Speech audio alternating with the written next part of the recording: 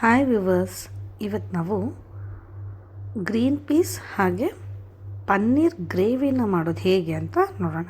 ಇಲ್ಲಿ ನಾನು 2 ಈರುಳ್ಳಿ, 2 ಟೊಮೆಟೊ, ಸ್ವಲ್ಪ ಹಸಿ ಶುಂಠಿ ಹಾಗೆ ಹಸಿ ಮೆಣಸಿನಕಾಯಿನ ತಗೊಂಡಿದ್ದೀನಿ. ನೀವು ಬೇಕಾದರೆ ಇದಕ್ಕೆ ಸ್ವಲ್ಪ ಬೆಳ್ಳುಳ್ಳಿ ಕೂಡ ಹಾಕ್ಕೋಬೋದು. ನಾನು ಗ್ಯಾಸ್ ಮೇಲೆ ಒಂದು ಪ್ಯಾನನ್ನು ಇಟ್ಬಿಟ್ಟು 1.5 ಸ್ಪೂನಷ್ಟು ಎಣ್ಣೆನ ಹಾಕಿ, ಈಗ ನಾನು ಕಟ್ ಮಾಡಿ ಇಟ್ಟಂಥ ಈರುಳ್ಳಿ, ಟೊಮೆಟೊ, ಹಸಿ ಮೆಣಸಿನ್ಕಾಯಿ ಹಾಗೆ ಹಸಿ ಶುಂಠಿನ ಫ್ರೈ ಮಾಡ್ಕೊಳ್ತೀನಿ. ನಾವು ಇದನ್ನು ಗ್ರೇವಿಗೆ ಬಳಸ್ಕೊಳ್ತಾ ಇರೋದ್ರಿಂದ ಇದರ ಹಸಿ ವಾಸನೆ ಹೋಗೋವರೆಗೂ ಇದನ್ನು ಚೆನ್ನಾಗಿ ಫ್ರೈ ಮಾಡ್ಕೋಬೇಕು. ಇಷ್ಟ ಆದರೆ ಸಾಕು. ಈ ಟೈಮಲ್ಲಿ ನೀವು ಬೇಕಾದರೆ ಸ್ವಲ್ಪ ಕಾಜುನ ಸೇರಿಸ್ಕೋಬೋದು. ಕೆಲವೊಬ್ಬರು ಈ ಟೈಮಲ್ಲೇ ಉಳಿದಂಥ ಎಲ್ಲ ಮಸಾಲೆಗಳನ್ನು ಹಾಕ್ಕೊಳ್ತಾರೆ. ಅದು ಪೌಡ್ರಾಗಿದ್ದರೆ ಪರವಾಗಿಲ್ಲ, ಅಥವಾ ಧನಿಯಾ ಕಾಳು ಈ ಥರದನ್ನೆಲ್ಲ ನೀವು ಹಾಕ್ಕೋಬೇಕು ಅನಿಸಿದರೆ ಇದೇ ಟೈಮಲ್ಲಿ ಹಾಕ್ಕೊಳ್ಳಿ. ನಾನು ಈಗ ಇದನ್ನು ಸ್ವಲ್ಪ ಆರೋದಕ್ಕೆ ಇಟ್ಕೊಳ್ತೀನಿ. ಈ ಥರ ಮಾಡ್ಕೊಂಡಿರೋದನ್ನು ಗ್ರೇವಿಗೆ ನಾವು ಯಾವುದೇ ಪಲ್ಯದ ಗ್ರೇವಿಗೆ ಕೂಡ ಬಳಸ್ಕೋಬೋದು. ನಾನು ಪ್ಯಾನಲ್ಲಿ ಸ್ವಲ್ಪ ಎಣ್ಣೆನ ಹಾಕಿಬಿಟ್ಟು ಪನ್ನೀರನ್ನು ಸ್ವಲ್ಪ ಫ್ರೈ ಮಾಡಿ ತೆಗೆದಿದ್ದೀನಿ.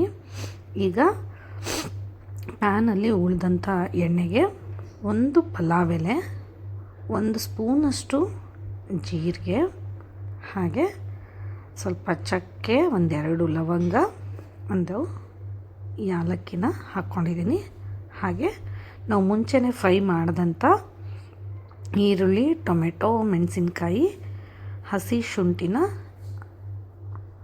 ಮಿಕ್ಸಿ ಮಾಡಿ ಈ ಪೇಸ್ಟನ್ನು ಇದಕ್ಕೆ ಹಾಕ್ಕೊಳ್ತಾ ಇದ್ದೀನಿ.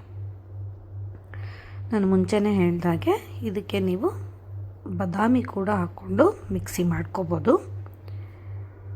ಈ ಪೇಸ್ಟು ಎಣ್ಣೆಯಲ್ಲಿ ಚೆನ್ನಾಗಿ ಬೆರೆತ್ಕೋಬೇಕು. ಈ ರೀತಿ ಬಬಲ್ಸ್ ಬರ್ತಾ ಇರೋವಾಗ 1/2 ಟೀ ಸ್ಪೂನಷ್ಟು ಅರಿಶಿನ ಹಾಗೆ 1 ಸ್ಪೂನಷ್ಟು ಅಚ್ಚ ಖಾರದ ಪುಡಿ ಹಾಗೆ 1/2 ಟೀ ಸ್ಪೂನು ಧನಿಯಾ ಪೌಡ್ರು, 1/2 ಟೀ ಸ್ಪೂನು ಜೀರಿಗೆ ಪೌಡ್ರನ್ನು ಹಾಕ್ಕೊಳ್ತಾ ಇದ್ದೀನಿ. ನಿಮಗೆ ಮಸಾಲೆ ಸ್ವಲ್ಪ ಜಾಸ್ತಿ ಬೇಕು ಅನ್ನೋದಾದರೆ ನೀವು 1 ಸ್ಪೂನನ್ನು ಹಾಕ್ಕೋಬೋದು, ಅಥವಾ ನೀವು ಗರಂ ಮಸಾಲೆ ಕೂಡ ಬಳಸ್ಕೋಬೋದು. ಇದಕ್ಕೆ ನಮ್ಮ ಮನೇಲಿ ಸ್ವಲ್ಪ ಗರಂ ಮಸಾಲೆ ಇಷ್ಟಪಡಲ್ಲ, ಹಾಗಾಗಿ ಇದಕ್ಕೆ ನಾನು ಬರೀ ಧನಿಯಾ ಪೌಡ್ರು ಹಾಗೆ ಜೀರಿಗೆ ಪೌಡ್ರನ್ನು ಮಾತ್ರ ಬಳಸಿದ್ದೀನಿ. ಈ ಮಸಾಲೆ ಹಾಗೆ ಈ ಗ್ರೇವಿ ಎಲ್ಲ ಚೆನ್ನಾಗಿ ಕುದಿಬೇಕು. ಎಣ್ಣೆ ಜೊತೆ ಇದು ಬೆರೆತು ಆಮೇಲೆ ಇದು ಎಣ್ಣೆನ ಬಿಡೋದಕ್ಕೆ ಶುರುವಾಗುತ್ತೆ.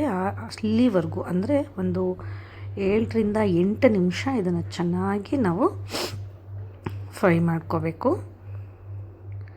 ಈ ರೀತಿ ಫ್ರೈ ಆದಮೇಲೆ ಇದಕ್ಕೆ ನಾವು ಮುಂಚೆನೇ ಹುರಿದು ಇಟ್ಟಂಥ ಪನ್ನೀರನ್ನು ಹಾಕಿ, ಈಗ ಇದಕ್ಕೆ ನಾನು ಹಸಿ ಬಟಾಣೆನ ಬಿಡಿಸಿ ತೊಳೆದು ಇಟ್ಕೊಂಡಿದ್ದೆ. ಈ ಹಸಿ ಬಟಾಣೆನ ಹಾಕ್ಕೊಳ್ತಾ ಇದ್ದೀನಿ. ನೀವು ಬೇಕಾದರೆ ಇದಕ್ಕೆ ಫ್ರೋಝನ್ ಬಟಾಣಿ ಕೂಡ ಹಾಕ್ಕೋಬೋದು. ಈಗ ಈ ಬಟಾಣೆ ಸೀಸನ್ ಎಲ್ಲ ಇರೋದ್ರಿಂದ ಫ್ರೆಶ್ ಆಗೇ ಸಿಗುತ್ತಲ್ವ, ಸೊ ಹಾಗಾಗಿ ಅದನ್ನೇ ಬಳಸ್ತಾ ಇದ್ದೀನಿ. ಸ್ವಲ್ಪ ಮಿಕ್ಸಿ ಜಾರ್ಗೆ ನೀರನ್ನು ಹಾಕಿಬಿಟ್ಟು ಅದನ್ನ ತೊಳೆದು ಇದಕ್ಕೆ ನೀರನ್ನು ಹಾಕ್ಕೊಂಡಿದ್ದೀನಿ. ನಿಮಗೆ ಕ್ವಾಂಟಿಟಿ ಎಷ್ಟು ಬೇಕೋ ನೋಡಿಕೊಂಡು ನೀವು ನೀರನ್ನು ಹೆಚ್ಚು ಕಡಿಮೆ ಮಾಡ್ಕೋಬೋದು. ಈಗ ಇದಕ್ಕೆ ರುಚಿಗೆ ತಕ್ಕಷ್ಟು ಉಪ್ಪನ್ನು ಹಾಕ್ಕೋಬೇಕು. ಕೆಲವೊಬ್ಬರು ಫ್ರೆಶ್ ಕ್ರೀಮ್ ಇದ್ದರೆ ಕೂಡ ಇದಕ್ಕೆ ಬಳಸ್ಕೊಳ್ತಾರೆ. ನೀವು ಗೋಡಂಬಿನ ಬಳಸಿದರೆ ಫ್ರೆಶ್ ಕ್ರೀಮ್ನ ಅವಶ್ಯಕತೆ ಇಲ್ಲ. ಹಾಗೆ ಫ್ರೆಶ್ ಕ್ರೀಮ್ನ ಬಳಸಿದರೆ ಗೋಡಂಬಿಯ ಅವಶ್ಯಕತೆ ಇಲ್ಲ. ಬಟ್ ನಾನು ಅವು ಎರಡನ್ನೂ ಬಳಸ್ದೇನೆ ಇಲ್ಲಿ ಗ್ರೇವಿನ ಮಾಡಿ ತೋರಿಸ್ತಾ ಇದ್ದೀನಿ.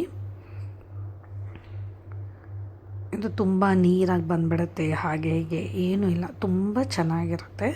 ಒಂದು 10 ನಿಮಿಷ ಇದನ್ನು ಚೆನ್ನಾಗಿ ಕುದಿಯೋದಕ್ಕೆ ಬಿಡಬೇಕು. ಲಿಡ್ ಕ್ಲೋಸ್ ಮಾಡಿ ಚೆನ್ನಾಗಿ ಕುದ್ದ ಮೇಲೆ ಇದನ್ನು ನೋಡಿ ಎಷ್ಟು ಚೆನ್ನಾಗಿ ಬಂದಿದೆ ಅಂತ.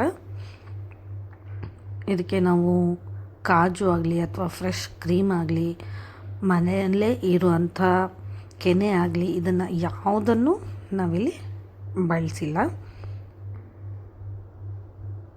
ಒಟ್ಟಾರೆ ಇದನ್ನು ಚೆನ್ನಾಗಿ ಕುದಿಸ್ಕೋಬೇಕು. ಈಗ ಲಿಡ್ಡನ್ನು ಕ್ಲೋಸ್ ಮಾಡಿ ಒಂದು 2-3 ನಿಮಿಷ ಇದನ್ನ ಪಕ್ಕಕ್ಕೆ ಇಟ್ಬಿಡಿ. ನೋಡಿ ಎಲ್ಲವೂ ಕುದ್ದು ಚೆನ್ನಾಗಿ ಹೊಂದ್ಕೊಂಡಿರುತ್ತೆ. ಈ ಟೈಮಲ್ಲಿ ನೀವು ಬೇಕು ಅನ್ನೋದಾದರೆ ಸ್ವಲ್ಪ ಕಸೂರಿ ಮೇಥಿ ಕೂಡ ಬಳಸ್ಕೋಬೋದು. ಈಗ ಇದನ್ನು ನಾನು ಸರ್ವಿಂಗ್ ಬೌಲ್ಗೆ ಹಾಕ್ಕೊಳ್ತಾ ಇದ್ದೀನಿ. ಇದನ್ನು ಚಪಾತಿ, ರೋಟಿ, ರೈಸು, ನಾನು, ತಂದೂರಿ ರೋಟಿ ಈ ಥರ ಬೇರೆ ಯಾವುದಕ್ಕಾದರೂ ನೀವು ಇದನ್ನು ಬಳಸ್ಕೋಬೋದು. ಈ ಪನ್ನೀರೆಲ್ಲ ಹಾಗೆ ತಿನ್ನಲ್ಲ ಅಂತ ಹೇಳ್ತಾರಲ್ವ, ಪನ್ನೀರಾಗಲಿ, ಹಸಿ ಬಟಾಣೆ ಆಗಲಿ, ಸೀಸನ್ ಇದ್ದಾಗ ಈ ಹಸಿ ಬಟಾಣೆ ಜೊತೆ ಪನ್ನೀರನ್ನು ಹಾಕಿಬಿಟ್ಟು ಈ ಥರ ಗ್ರೇವಿನ ಮಾಡ್ಕೋಬೋದು. ನಮಗೆ ರೆಸ್ಟೋರೆಂಟಲ್ಲೆಲ್ಲ ಇದೇ ರೀತಿ ಗ್ರೇವಿ ಸಿಗತ್ತೆ. ಅದಕ್ಕೆ ಅವರು ಮಲಾಯಿ ಆಗಲಿ ಅಥವಾ ಫ್ರೆಶ್ ಕ್ರೀಮ್ ಆಗಲಿ ಈ ಥರದನ್ನು ಬಳಸಿರ್ತಾರೆ. ಬಟ್ ನಾವು ಅದ್ಯಾವುದನ್ನು ಬಳಸ್ದೇ ಇಲ್ಲಿ ಈ ರೀತಿ ಗ್ರೇವಿನ ಮಾಡ್ಕೊಂಡಿದ್ದೀವಿ. ಇದು ಜೀರಾ ರೈಸ್ ಜೊತೆ ಕೂಡ ತುಂಬ ಚೆನ್ನಾಗಿರುತ್ತೆ ಕಾಂಬಿನೇಷನ್ನು.